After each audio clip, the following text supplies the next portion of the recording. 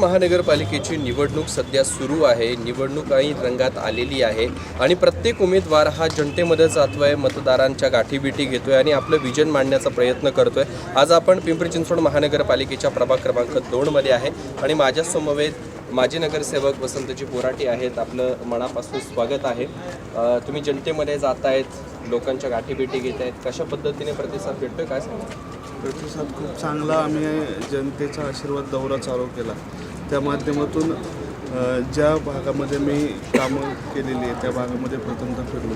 विशाल भाऊंना घेऊन आम्ही प्रत्येक ठिकाणी आणि आमचे अनेक पक्षाचे पदाधिकारी सर्वजण आम्ही या भागात फिरतोय। तर अतिशय चांगला प्रतिसाद नागरिकांचा आम्हाला भेटतोय।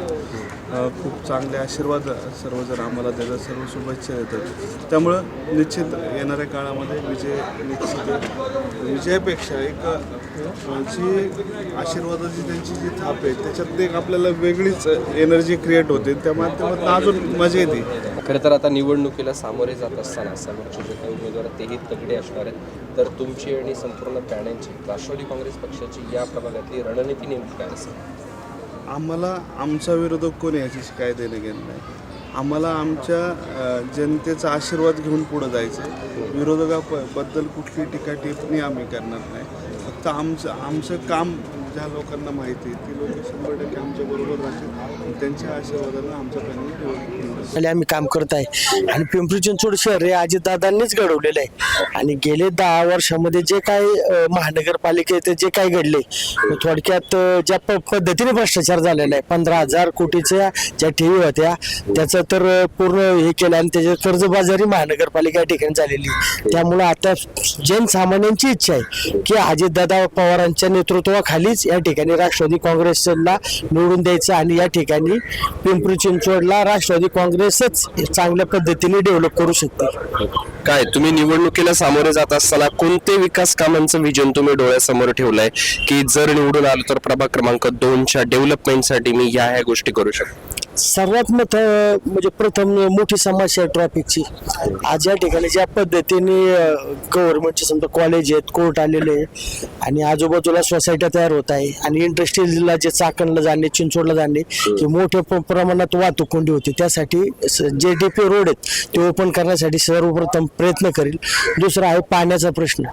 आज पाहिलं तर काही ठिकाणी 1:30 वाजता रात्री 10 नंतर पाणी येतं। त्या समस्यासाठी अजितदादांनी तर म्हणजे मास्केटचं पाण्याचं तर नियोजन पूर्वीच केलेलं आहे आणि अजूनही त्याच्यात वाढवण्याचा आम्ही 100% दादांकडे प्रयत्न करू आणि 24/7ची जी संकल्पना आहे अजितदादांची ती 100% या ठिकाणी राबवू। काय निर्धार केला विजयाचा, लोकांमध्ये जात आहेत, कशा पद्धतीने प्रतिसाद भेटतोय?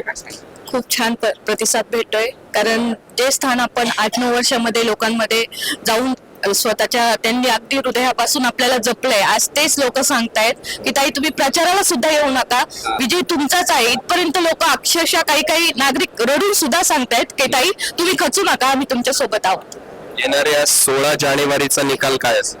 निश्चितच विजयाचा असणार आहे। माझ्यासोबत रुपालीताई अल्लट सुद्धा आहेत, त्यांच्याशी आपण बोलूयात। खरं तर महिलांसाठी प्रामुख्यानं पुढे असणारा नाव म्हणजे रुपालीताई आहेत। ताई, प्रथम आपला आवाज न्यूज नेटवर्क मध्ये मनापासून स्वागत आहे। जनतेमध्ये जात आहेत, कशा पद्धतीचा रिस्पॉन्स आहे काय सांगाल? नक्कीच जनता 2022ला निवडणूक लागणार होती, तेव्हापासून निवडणुकीची वाट पाहत आहेत। त्या अक्षरशः आम्ही त्यांच्यापर्यंत जाण्यापेक्षा ते आतुर झालेले आहेत आम्हाला मतदान करण्यासाठी आणि आता फिरत असताना त्यांचा जो रिस्पॉन्स आहे किंवा त्यांचे जे आशीर्वाद आहेत ते घरोघरी मिळत आहेत आणि नक्कीच येणाऱ्या काळामध्ये आमचा विजय हा खूप मोठा विजय असणार आहे पिंपरी चिंचवड शहरामधला, कारण आमचे पॅनल मधले जे सगळे आहेत ते समाजामध्ये काम करणारे आहेत आणि प्रामाणिक काम करणारे आहेत, जनतेच्या हृदयातले उमेदवार आहेत। त्याच्यामुळे नक्कीच आम्हाला येणाऱ्या काळामध्ये कुठला त्रास होईल असं आम्हाला वाटत नाही। नक्कीच आम्ही 4ही जण निवडून येऊ आणि प्रतिनिधित्व करू जनतेचं।